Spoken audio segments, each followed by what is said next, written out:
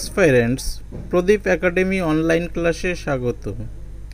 এই ভিডিওতে আমি 2019 সালের ডব্লিউবিসিএস অর্থাৎ ওয়েস্ট বেঙ্গল সিভিল সার্ভিস এর প্রিলিমিনারিতে ইন্ডিয়ান পলিটি থেকে যে প্রশ্নগুলি এসেছিল সেই প্রশ্নগুলি ব্যাখ্যাসহ আলোচনা করেছি। এই প্রশ্নগুলো শুধু মাত্র ডব্লিউবিসিএস এর জন্যই গুরুত্বপূর্ণ তা নয়, অন্যান্য পরীক্ষার ক্ষেত্রে সমানভাবে গুরুত্বপূর্ণ। তাই আমি রিকোয়েস্ট করব এই প্রশ্নগুলি ধৈর্য সহকারে আয়ত্ত করবে। তো চলো শুরু করা যাক। প্রথম প্রশ্ন, পশ্চিমবঙ্গ ভূমি সংস্কার আইন বলবৎ হয় কবে? অপশান এ দেওয়া আছে কত? 1956, option B 1958, option C 1955, option D 1959। পশ্চিমবঙ্গের ভূমি সংস্কার আইন চালু হয় বা এনফোর্স হয়েছিল 1955 সালে।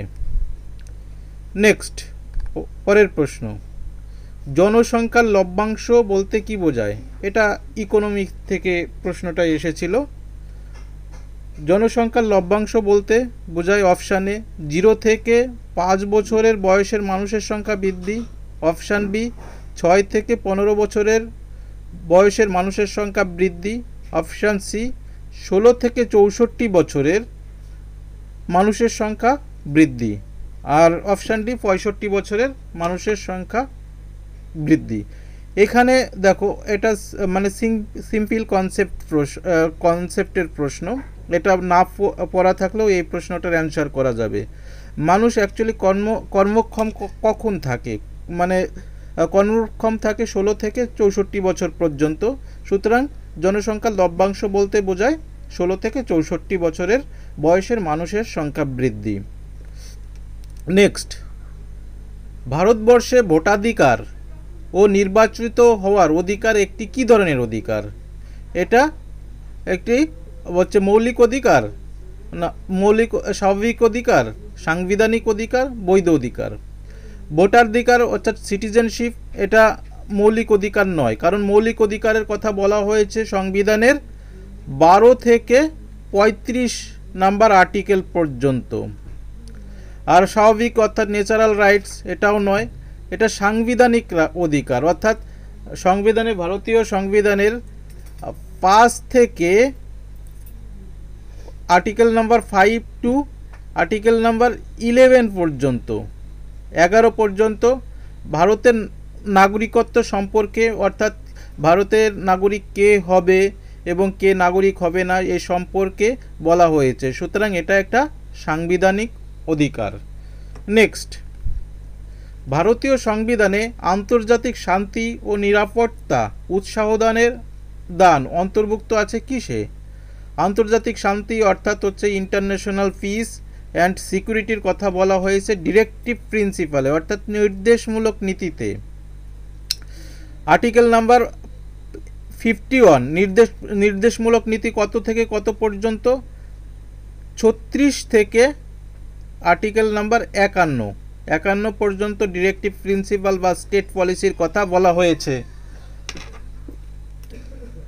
দেখো আর্টিকেল নাম্বার 51-এ বলা হয়েছে, article number 51 of the Indian constitution which is directive principal of state policy direct at the state to promote international peace and security and maintain just and honorable relation between nations। অর্থাৎ article number 51-এ বলা হয়েছে আন্তর্জাতিক শান্তি বজায় রাখতে হবে এবং প্রতিবেশী দেশের সঙ্গে সুসম্পর্ক বজায় রাখতে হবে। যদি একটি মনিটারি বিল রাজ্যসভায় সফলভাবে সংশোধন করা হয় তবে পরবর্তী ধাপ কি হবে? মনিটারি বিল অর্থাৎ মানি বিলের ক্ষেত্রে রাজ্যসভা অর্থাৎ মানে পার্লামেন্টের আপার হাউসের কোনো ভূমিকা নেই। লোকসভায় কোনো মনিটারি বিল রাজ্যসভায় পাঠাতে পারে। রাজ্যসভা যদি তার সুপারিশক্রমে সেই বিলটিকে যদি মানে কোনো বিলটিকে যদি হচ্ছে স্বীকার না করে, অর্থাৎ বিলটিকে যদি সংশোধন করে কিংবা মানে লোকসভাকে কোনো উপদেশ দেয়, সেক্ষেত্রে লোকসভা তার সেই উপদেশ গ্রহণ করতেও পারে অথবা গ্রহণ নাও করতে পারে। অর্থাৎ এটা পুরোপুরি লোকসভার অন্তর্গত। সুতরাং এই প্রশ্নের কোন অপশানটা সঠিক হবে? রাজ্যসভার সুপারিশ গ্রহণ করে না করে পুনরায় অগ্রসর হবে, এটাই হবে এর সঠিক অ্যান্সার। নেক্সট, ওয়েলফেয়ার স্টেট এর চিন্তা ভারতীয় সংবিধানে সযত্নে রক্ষা করা হয় কোথায়?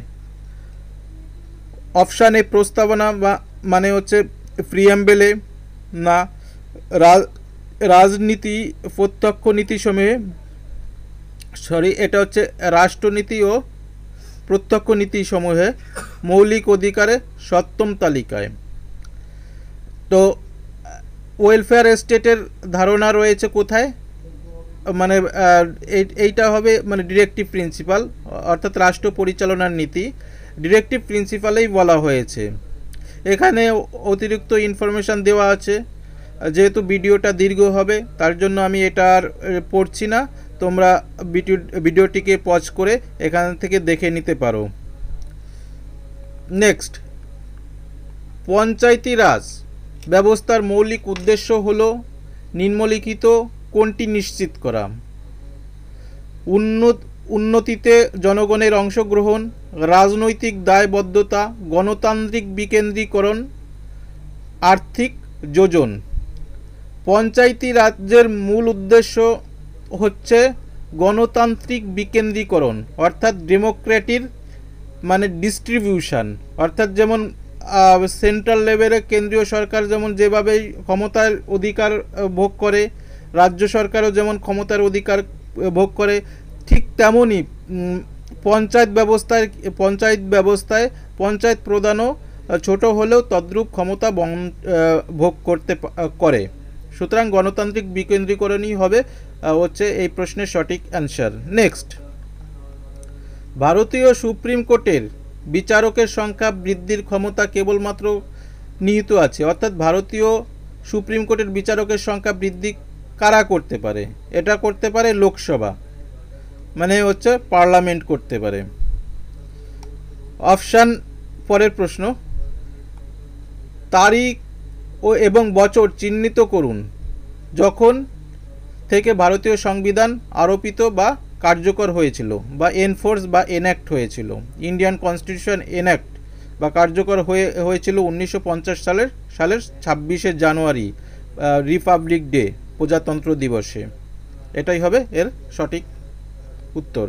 পরের প্রশ্ন, ভারতের সংবিধান অনুযায়ী রাষ্ট্রপতির কর্তব্য হল পার্লামেন্টে উপস্থাপন করা নিম্নলিখিতগুলি, অর্থাৎ রাষ্ট্রপতির কর্তব্য কি? এক কথায় এখানে 1, 2, 3, 4 করে 4টে স্টেটমেন্ট দেওয়া আছে। কোন স্টেটমেন্টগুলো সঠিক সেটা আমাদের চিহ্নিত করতে হবে। অপশান বি, ABC-তে দেওয়া আছে। প্রথম স্টেটমেন্ট কি আছে? কেন্দ্রীয় ফিনান্স কমিশনের সুপারিশগুলি, পাবলিক অ্যাকাউন্ট কমিটির রিপোর্টগুলি, কন্ট্রোলার অ্যান্ড অডিটর জেনারেলের রিপোর্ট, ন্যাশনাল শিডিউল কাস্ট কমিশনের রিপোর্টগুলি। এই প্রশ্নের সঠিক উত্তর হবে অপশান ডি, সবগুলোই রাষ্ট্রপতির দায়িত্বের মধ্যে পড়ে। পরের প্রশ্ন, নিম্নলিখিত সংস্থা বা সংগঠনগুলির মধ্যে কোনটি প্রকাশিত করে agricultural marketing and farm friendly reforms index? এই agriculture marketing and farm friendly reforms index কারা প্রকাশ করে? Option A, NITI Aayog, option B, ministry of agriculture, option C, commission for agriculture, cost and price হবে, কোনোটি নয়। এই CACP এই মানে সংস্থাটাই হচ্ছে agriculture marketing and farm friendly reforms index প্রকাশ করে। নেক্সট, ইউনাইটেড সোভারিয়ান বেঙ্গল এর অ্যাডভোকেটদের মধ্যে একজন ছিলেন।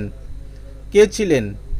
Option A H S. Suhrawardy, Syama Prasad Mukherjee, Maulana Abdul Kalam Azad, D উপরে কেউই নয়। এই প্রশ্নের সঠিক উত্তর হবে অপশান এ, এইচ.এস. সোহরাওয়ার্দী ছিলেন ইউনাইটেড সোভারিয়ান বেঙ্গলের একজন অ্যাডভোকেট। নেক্সট, সকল নাগরিকের কথা বলা ও মত প্রকাশের স্বাধীনতা ভারতীয় সংবিধানের কোন ধারায় নিশ্চিত করা হয়েছে? খুবই গুরুত্বপূর্ণ প্রশ্ন। এই প্রসঙ্গে আমি অনেকটা ডিটেলসে আলোচনা করব। এই মানে সংবিধানের এটা একটা ক্রুশিয়াল পার্ট। এই পার্টটি মানে মনে রাখা, এই যে আর্টিকেলগুলো মনে রাখা খুবই দরকার। এটা ফান্ডামেন্টাল রাইটসে আছে। চলো দেখা যাক। মানে বাক স্বাধীনতা অর্থাৎ হচ্ছে মানে speak to right to speak. Option A 19 নম্বর 16 নম্বর ধারায়, অপশান বি 17 নং ধারায়, অপশান সি 18 নং ধারায়, অপশান ডি 19 নং ধারায়। রাইট টু স্পিকের কথা বলা হয়েছে 19 নম্বর ধারায়। এখন দেখছি 19 নম্বর ধারায় আর্টিকেল নাম্বার 19 থেকে 22, এটা হচ্ছে রাইট টু ফ্রিডম অর্থাৎ স্বাধীনতার অধিকার এর কথা বলা হয়েছে। এই 19 থেকে 22 এখানে কি কি ধরনের স্বাধীনতার কথা বলা হয়েছে? পার্সোনাল লিবার্টি অর্থাৎ ব্যক্তিগত স্বাধীনতা, the basic right of citizens একটা মানুষের নাগরিকের যে মানে অধিকারগুলো থাকে, ইন ডেমোক্রেসি মানে গণতান্ত্রিক অধিকারের যে অধিকারগুলো থাকে সেই সব অধিকারের কথা বলা হয়েছে। এবার অ্যাকচুয়ালি 19 নাম্বার আর্টিকেলে বলা হয়েছে, কি বলা হয়েছে? Protection of certain rights regarding freedom of speech, মানে বাক স্বাধীনতার কথা বলা হয়েছে 19 নম্বরের আর্টিকেলে। 20 নম্বর আর্টিকেলে বলা হয়েছে এই বাক স্বাধীনতা বিভিন্ন রকম হতে পারে, আমি পরে ডিটেলস আলোচনা করছি। 20 নম্বর আর্টিকেলে বলা হয়েছে protection in respect of conviction for offence, অর্থাৎ কেউ হচ্ছে অফেন্স মানে কেউ যদি কোনো অপরাধ করে সেই অপরাধ প্রমাণিত না হওয়া পর্যন্ত তাকে প্রোটেকশন দিতে হবে। আর্টিকেল নাম্বার 21-এ বলা হয়েছে protection of life and personal liberty, অর্থাৎ কোনোভাবেই মানুষের ব্যক্তি স্বাধীনতা এবং জীবনের অধিকার কেউ কেড়ে নিতে পারবে না। নেক্সট,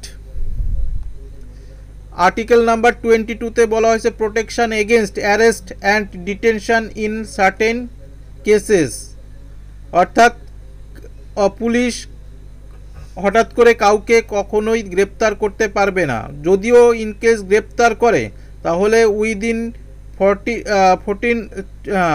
24 ঘন্টার মধ্যে তাকে ম্যাজিস্ট্রেটের সামনে হাজির করতে হবে। এবার আসছি ফ্রিডম অফ স্পিচ, মানে বাক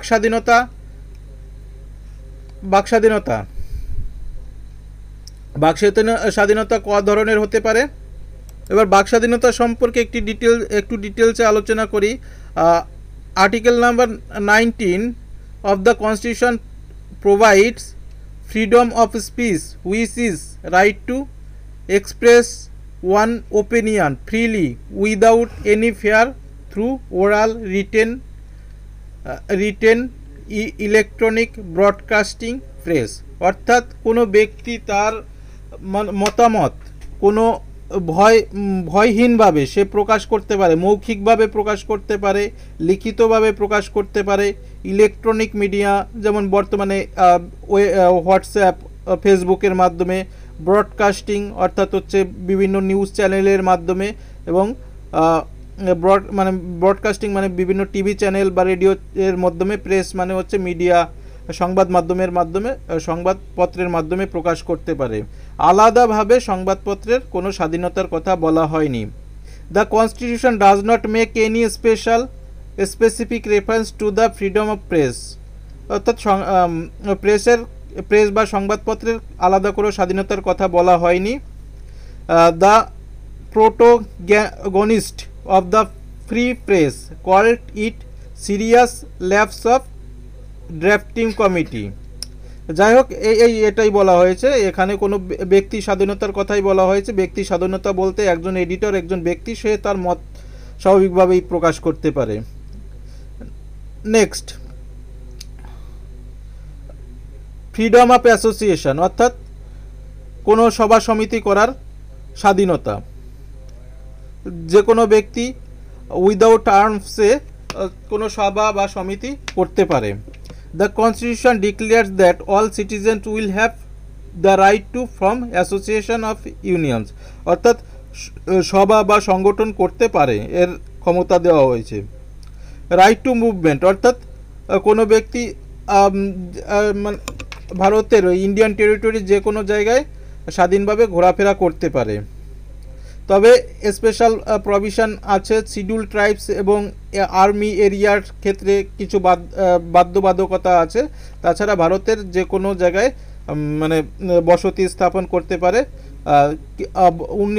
370 দ্বারা বর্তমানে 370 দ্বারা তুলে দেওয়া হয়েছে। 370 দ্বারা যখন আরোপিত ছিল তখন হচ্ছে জম্মু কাশ্মীরে কেউ হচ্ছে জায়গা কিনতে পারতো না। এটা ইন্ডিয়ান কনস্টিটিউশনের একটা রেস্ট্রিকশন ছিল। যাই হোক, সেই রেস্ট্রিকশনটা উইথড্র করা হয়েছে। পরের next information, freedom of residence, ওই একই কথা বলা হয়েছে। Freedom of trade and occupation, freedom of trade occupation অর্থাৎ যে কোনো ব্যক্তি যে কোনো হচ্ছে ব্যবসা এবং পেশা গ্রহণ করতে পারে। এবার পরের প্রশ্ন, ভারতীয় সংবিধানের কোন তালিকায় কেন্দ্র এবং রাজ্যের মধ্যে ক্ষমতা বন্টন এর কথা বলা হয়েছে? কেন্দ্র এবং রাজ্যের মধ্যে ক্ষমতা বন্টনের কথা বলা হয়েছে 7th শিডিউলে। কেন্দ্র এবং রাজ্যের ক্ষমতার তিন ধরনের ক্ষমতা রয়েছে। একটা যেমন লিস্ট 1 ইউনিয়ন লিস্ট, লিস্ট 2 হচ্ছে স্টেট লিস্ট, লিস্ট 3 হচ্ছে কনকারেন্ট লিস্ট অর্থাৎ কেন্দ্রীয় তালিকা, রাজ্য তালিকা, যৌথ তালিকা।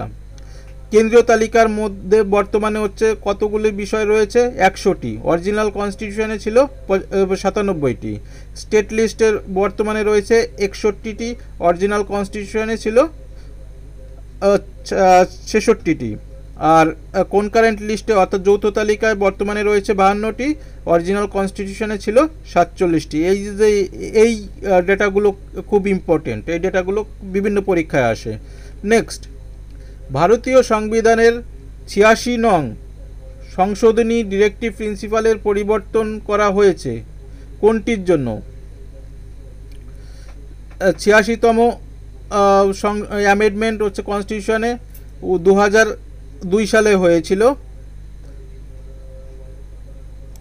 86তম সংশোধনীতে early childhood care and education for all child until they complete the age of 6 years অর্থাৎ 6 বছর অবধি সমস্ত মানে শিশুর হচ্ছে দায়ভার দেখাশোনার দায়িত্ব সরকারের। এটা 2002-এর 86তম সংবিধান সংশোধনীতে নেওয়া হয়েছে এবং অ্যাকচুয়ালি 14 বছর মানে age of up to 14 years পর্যন্ত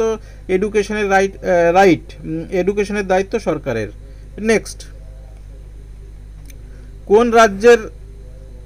কোন রাজ্যের ডিস্ট্রিক্ট জাজ অর্থাৎ জেলা বিচারপতিকে নিযুক্ত করেন কে?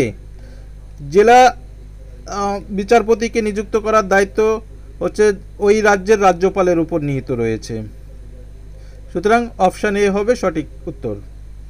পরের প্রশ্ন, ভারতের রাষ্ট্রপতির ক্ষেত্রে অভিযোগ আনা